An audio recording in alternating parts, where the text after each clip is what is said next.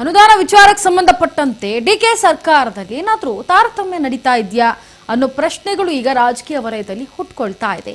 ಕೈ ಶಾಸಕರ ಕ್ಷೇತ್ರಗಳಿಗೆ ಅಧಿಕ ಅನುದಾನ ಬಿಡುಗಡೆ ಮಾಡಿದ್ದಾರೆ ಅನ್ನೋ ಒಂದು ತಾರತಮ್ಯ ಈಗ ಡಿಕೆ ಸರ್ಕಾರದಲ್ಲಿ ಉದ್ಭವವಾಗ್ತದೆ.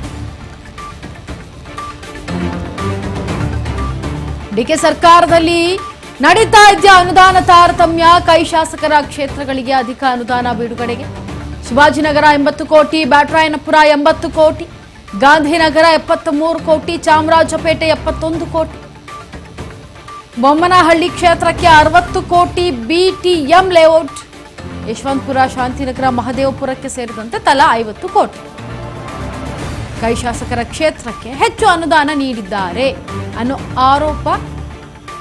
ಜೊತೆಗೆ ರಸ್ತೆಗಳ ದುರಸ್ತಿ ಕಾರ್ಯ, ಮೂಲಸೌಕರ್ಯಗಳ ಕೊರತೆ, ಟ್ರಾಫಿಕ್ ಎಲ್ಲದಕ್ಕೂ ಸಂಬಂಧಪಟ್ಟಂತೆ ಒಟ್ಟು 2 ಕೋಟಿಯನ್ನ ಅನುದಾನವನ್ನು ನೀಡಲಾಗಿದೆ. ಅಂದರೆ ಡಿಕೆ ಸರ್ಕಾರದಲ್ಲಿ ಈಗ ಅನುದಾನದ ತಾರತಮ್ಯ ಕೂಡ ನಡೀತಾ ಇದೆ. ಯಾಕಂದ್ರೆ ಏನು ಈ ಕಾಂಗ್ರೆಸ್ ಶಾಸಕರ ಕ್ಷೇತ್ರಗಳು ಯಾವ್ಯಾವಿದೆ ಅವಕ್ಕೆ ಮಾತ್ರ ಹೆಚ್ಚಿನದಾಗಿ ಅನುದಾನವನ್ನು ಬಿಡುಗಡೆ ಮಾಡಿದ್ದಾರೆ. ಆದರೆ ಬೇರೆ ಯಾವುದಕ್ಕೂ ಕೂಡ ಅನುದಾನ ಅಷ್ಟಾಗಿ ಕೊಟ್ಟಿಲ್ಲ.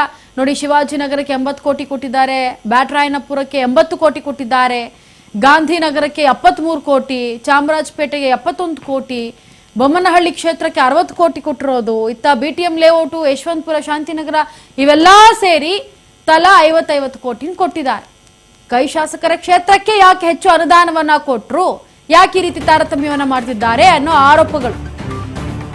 ರಸ್ತೆ ಕಾಮಗಾರಿ ಇಟ್ಟ ಅನುದಾನ ಬೇರೆಡೆ ಟ್ರಾನ್ಸ್ಫಾರ್ಮ್ ಆಗ್ತಾ ಇದೆ, ಶಾಸಕರ ಕಚೇರಿಗೆ ವರ್ಗಾವಣೆ ಮಾಡಲಾಗ್ತಾ ಇದೆ ಅಂತ ಕಿಡಿಕಾರ್ತಾ ಇದ್ದಾರೆ. ಡಿಕೆ ಸರ್ಕಾರದ ವಿರುದ್ಧ ಬಿಜೆಪಿ ನಾಯಕರು ಕೆಂಡಾಮಂಡಲವಾಗಿದ್ದಾರೆ. 369 ಕೋಟಿಗೂ ಹೆಚ್ಚು ಹಣ ಬೇರೆ ಕಾಮಗಾರಿಗೆ ನೀಡ್ತಾ ಇದ್ದಾರೆ. ಬಿಜೆಪಿ ಶಾಸಕರ ಕ್ಷೇತ್ರಗಳ ಅನುದಾನದಲ್ಲೂ ಈಗ ತಾರತಮ್ಯ ನಡೀತಾ ಇದೆ. ಇದು ರಾಜಕೀಯ ಕೆಸರೆರ ಚಾಟ. ಇದು ಅನುದಾನ ನೀಡಿದಂತಹ ಆರೋಪಗಳು ಒಂದ್ ಕಡೆ ಇದ್ರೆ, ರಸ್ತೆಯ ದುರಸ್ತಿ ಕಾರ್ಯಗಳು, ಮೂಲಸೌಕರ್ಯ ಕೊರತೆಗಳು ಹಾಗೆ ಇದಾವೆ, ಟ್ರಾಫಿಕ್ ದಟ್ಟಣೆ ಆಗ್ತಾನೆ ಇದೆ. ಅದಕ್ಕೆ ಅಂತ ಸಂಬಂಧಪಟ್ಟಂತೆ ಒಟ್ಟು 2,000 ಕೋಟಿ ಏನೋ ಪ್ಯಾಕೇಜ್ ಅನ್ನ ಹಂಚಿಕೆ ಮಾಡಿಬಿಟ್ಟಿದ್ದಾರೆ ಕಾಂಗ್ರೆಸ್ ಸರ್ಕಾರದವರು ಅನ್ನೋ ಆರೋಪ. ರಸ್ತೆ ಕಾಮಗಾರಿ ಇಟ್ಟಂತಹ ಅನುದಾನ ಬೇರೆಡೆ ಟ್ರಾನ್ಸ್ಫರ್ ಮಾಡೋದಕ್ಕೆ ಮುಂದಾಗ್ತಾ ಇದ್ದಾರೆ. ಹಾಗಾಗಿ ಶಾಸಕರ ಕಚೇರಿಗೆ ಇದನ್ನ ವರ್ಗಾವಣೆ ಮಾಡಲಾಗ್ತಾ ಇದೆ ಅಂತ ಒಂದ್ ಕಡೆ ಕಿಡಿಕಾರ್ತಾ ಇದ್ದಾರೆ. ಇದರ ವಿರುದ್ಧವಾಗಿ, ಈ ಒಂದು ಅನುದಾನದ ವಿರುದ್ಧವಾಗಿ ಡಿಕೆ ಸರ್ಕಾರದ ವಿರುದ್ಧ ಈಗ ಬಿಜೆಪಿ ನಾಯಕರು ಕೆಂಡಾಮಂಡಲರಾಗಿ, ಇಷ್ಟೆಲ್ಲ ಅನುದಾನ ಕೊಟ್ಟ ಮೇಲೆ ನಮ್ಮ ಕ್ಷೇತ್ರಗಳಿಗೂ ಅನುದಾನ ಕೊಡ್ಬೇಕಲ್ವಾ, ಬರೀ ಕಾಂಗ್ರೆಸ್ ಕ್ಷೇತ್ರಕ್ಕೆ ಮಾತ್ರ ಇಷ್ಟೆಲ್ಲ ಅನುದಾನ ಕೊಡೋದು ಸರಿಯಾ ಅನ್ನೋ ಪ್ರಶ್ನೆಯನ್ನ ಮಾಡ್ತಿದ್ದಾರೆ. ಇದ್ರ ಬಗ್ಗೆ ಮತ್ತಷ್ಟು ಮಾಹಿತಿಯನ್ನ ಕೊಡ್ತಾರೆ ನಮ್ಮ ಪ್ರತಿನಿಧಿ ಬಸವರಾಜ್ ಹೂಗಾರ. ಎಸ್ ಬಸವರಾಜ್, ಡಿಕೆ ಸರ್ಕಾರದಲ್ಲಿ ಈ ರೀತಿ ತಾರತಮ್ಯ ಮಾಡ್ತಾ ಇದ್ದಾರೆ ಅನ್ನೋ ವಿಚಾರವಾಗಿ ಬಿಜೆಪಿ ಅವರು ಕೆಂಡಾಮಂಡಲವಾಗಿರೋದು ಯಾಕೆ? ಇದು ತಾರತಮ್ಯ ಆಗ್ತಾ ಇದೆಯಾ? ಅವ್ರಿಗೇನು ಅನುದಾನ ಕೊಟ್ಟಿಲ್ವಾ, ಕಮ್ಮಿ ಕೊಟ್ಟಿದಾರ, ಹೇಗೆ? ಇದ್ರ ಬಗ್ಗೆ ಮತ್ತಷ್ಟು ಅಪ್ಡೇಟ್ ಕೊಡಿ.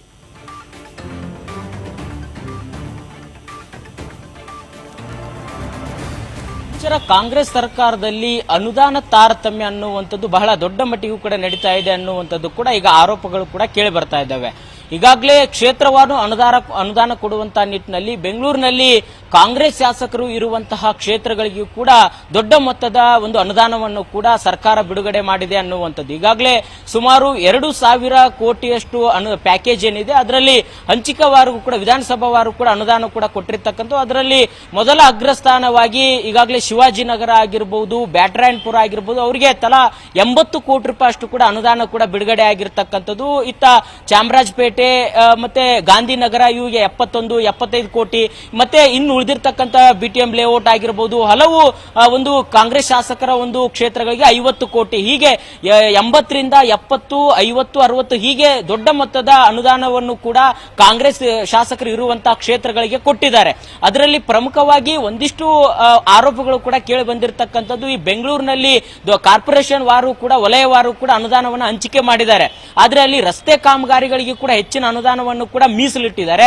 ಆದ್ರೆ ರಸ್ತೆ ಕಾಮಗಾರಿಗಳಿಗೆ ಇಟ್ಟಿರ್ತಕ್ಕಂಥ ಹಣವನ್ನ ಬೇರೆ ಉದ್ದೇಶ ಕಟ್ಟಡಗಳಿಗೆ ಕೂಡ ಅದನ್ನ ತೆಗೆದುಕೊಳ್ಳಲಾಗ್ತಾ ಇದೆ, ಟ್ರಾನ್ಸ್ಫರ್ ಮಾಡಲಾಗ್ತಾ ಇದೆ ಅನ್ನುವಂತಹ ಒಂದಿಷ್ಟು ಆರೋಪ ಕೂಡ ಇರುವಂತದ್ದು. ಸುಮಾರು 369 ಕೋಟಿಯಷ್ಟು ಶಾಸಕರ ಕಚೇರಿಗಳು, ಉದ್ಯಾನವನಗಳು, ಸಮುದಾಯ ಭವನಗಳು ಈ ಒಂದು ಕಾಮಗಾರಿಗಳಿಗೆ ಅನುದಾನವನ್ನ ಬಳಸಿಕೊಳ್ತಾ ಇದ್ದಾರೆ ಅನ್ನುವಂಥದ್ದು ಕೂಡ ಈಗ ಬಿಜೆಪಿಯ ನಾಯಕರು ಕೂಡ ಆರೋಪಗಳನ್ನ ಮಾಡ್ತಾ ಇದ್ದಾರೆ. ಯಾಕಂತಂದ್ರೆ ಬೆಂಗಳೂರಿನಲ್ಲಿ ಮುಖ್ಯವಾಗಿರ್ತಕ್ಕಂಥದ್ದು ಈ ರಸ್ತೆ ಗುಂಡಿಯಲ್ಲಿ ಕೂಡ ಇದು ತಲೆನೋವಾಗಿ ಅನುದಾನವಾಗಿ ಕೂಡ ಪರಿಣಮಿಸಿದೆ. ಯಾವ ರಸ್ತೆ ಕೂಡ ಸರಿಯಾಗಿಲ್ಲ. ದೊಡ್ಡ ಮಟ್ಟದ ಗುಂಡಿ ಬಿದ್ದರೂ ಸಹಿತ ಅದನ್ನು ಮುಚ್ಚುವಂತ ಕಾರ್ಯ ಮಾಡಿದ್ರು ಸಹಿತ ಅಲ್ಲಿ ಕೂಡ ಕಳಪೆ ಕಾಮಗಾರಿ ಕೂಡ ಆಗ್ತಾ ಇದ್ದಾವೆ. ಇಂಥ ಒಂದು ಸಂದರ್ಭದಲ್ಲಿ ಆ ಒಂದು ರಸ್ತೆ ಕಾಮಗಾರಿಗಾಗಿ ಇಟ್ಟಿರ್ತಕ್ಕಂಥ ಅನುದಾನವನ್ನ ಶಾಸಕರ ಕಚೇರಿಗೆ, ಉದ್ಯಾನವನಗಳಿಗೆ, ಸಮುದಾಯ ಭವನಗಳಿಗೆ ಅದನ್ನ ವರ್ಗಾವಣೆ ಮಾಡಿದ್ರೆ ರಸ್ತೆ ಕಾಮಗಾರಿ ಅಭಿವೃದ್ಧಿ ಹೇಗಾಗುತ್ತೆ ಅನ್ನುವಂಥದ್ದು ಕೂಡ ಈಗ ಪ್ರಶ್ನೆ ಕೂಡ ಎಡೆ ಮಾಡಿಕೊಡ್ತಾ ಇದೆ. ಅದರಲ್ಲೂ ಪ್ರಮುಖವಾಗಿ ಈಗ ಈ ಸರ್ಕಾರದಲ್ಲಿ ಕೇವಲ ಕಾಂಗ್ರೆಸ್ ಶಾಸಕರಿಗಷ್ಟೇ ಹೆಚ್ಚಿನ ಅನುದಾನ ಕೊಟ್ರೆ ಇನ್ನು ಉಳಿದಿರ್ತಕ್ಕಂಥ ಬಿಜೆಪಿ ಆಗಿರ್ಬೋದು, ಜೆಡಿಎಸ್ ಆಗಿರ್ಬೋದು, ಆ ಒಂದು ಶಾಸಕರಿಗೆ ಯಾಕೆ ಅನುದಾನ ಕೊಡ್ತಾ ಇಲ್ಲ? ಅವರಿಗೆ 80 ಕೋಟಿ ಕೊಟ್ಟಿದ್ದಾರಾ? ಇವರಿಗೆ ಒಂದು ಹಂತದ ಇವರಿಗೆ ಬೇರೆ ಬೇರೆ ಪಕ್ಷದ ಶಾಸಕರಿಗೂ ಸಹಿತ ಎಲ್ಲ ವಿಧಾನಸಭಾ ಕ್ಷೇತ್ರಗಳಿಗೆ ಕೂಡ ಹೆಚ್ಚಿನ ಅನುದಾನ ಕೊಡಬೇಕಾಗಿತ್ತು ಅನ್ನುವಂಥದ್ದು ಕೂಡ ಈಗ ಬಿಜೆಪಿ ನಾಯಕರು ಕೂಡ ಆರೋಪ ಮಾಡ್ತಾ ಇದ್ದಾರೆ. ಆದ್ರೆ ಬಹುತೇಕ ಯಾವ ಸರ್ಕಾರ ಇರುತ್ತೋ ಆ ಒಂದು ಶಾಸಕರಿಗೆ ಕೂಡ ಹೆಚ್ಚಿನ ಅನುದಾನ ಹೋಗುತ್ತೆ. ಆದ್ರೆ ಇದೀಗ ದೊಡ್ಡ ಮೊತ್ತದಲ್ಲಿ ಕೂಡ ಬೇರೆ ಅನ್ಯ ಪಕ್ಷದ ಶಾಸಕರಿಗೆ ಅನುದಾನ ಕೂಡ ತಾರತಮ್ಯ ಮಾಡ್ತಾ ಇದೆ ಕಾಂಗ್ರೆಸ್ ಸರ್ಕಾರ ಅನ್ನುವಂಥದ್ದು ಕೂಡ ಬಹಳ ದೊಡ್ಡ ಮಟ್ಟಿಗೆ ಕೂಡ ವಿರೋಧ ಪಕ್ಷದ ನಾಯಕರುಗಳು ಕೂಡ ಈಗ ಆರೋಪಗಳನ್ನ ಮಾಡ್ತಾ ಇದ್ದಾರೆ. ಆದ್ರೆ ಒಂದು ಪ್ರಮುಖವಾಗಿರ್ತಕ್ಕಂಥದ್ದು ಈಗ ಇಂತಿಷ್ಟು ಅನ್ನುವಂತ ಅನುದಾನ ಇಟ್ಟಂತ ಸಂದರ್ಭದಲ್ಲಿ ಅಥವಾ ರಸ್ತೆ ಕಾಮಗಾರಿಗೆ ಇಟ್ಟಂತ ಸಂದರ್ಭದಲ್ಲಿ ಅದನ್ನ ಬೇರೆ ಕಟ್ಟಡಗಳಿಗೆ, ಸಮುದಾಯ ಭವನಗಳಿಗೆ ಮತ್ತೆ ಉದ್ಯಾನವನಗಳಿಗೆ ಅದನ್ನ ವರ್ಗಾವಣೆ ಮಾಡಿಕೊಂಡ್ರೆ ರಸ್ತೆ ಕಾಮಗಾರಿಗೆ ಆಗಿರ್ತಕ್ಕಂಥ ಆ ಒಂದು ಕಾಮಗಾರಿಗಳಿಗೆ ಯಾವುದೇ ರೀತಿ ಅನುದಾನವನ್ನ ಇವರು ಬಿಡುಗಡೆ ಮಾಡ್ತಾರೆ, ಅದನ್ನ ಯಾವ ರೀತಿಯಾಗಿ ಕಾಮಗಾರಿ ಮಾಡ್ತಾರೆ ಅನ್ನುವಂಥದ್ದು ಈಗ ಎಕ್ಸ್ಟ್ರಾ ಪ್ರಶ್ನೆಯಾಗಿ ಕಾಡ್ತಾ ಇದೆ. Inchara. Yes Basavaraj, thank you so much ನಿಮ್ಮಿನ ಡೀಟೇಲ್ಸ್ಗಾಗಿ.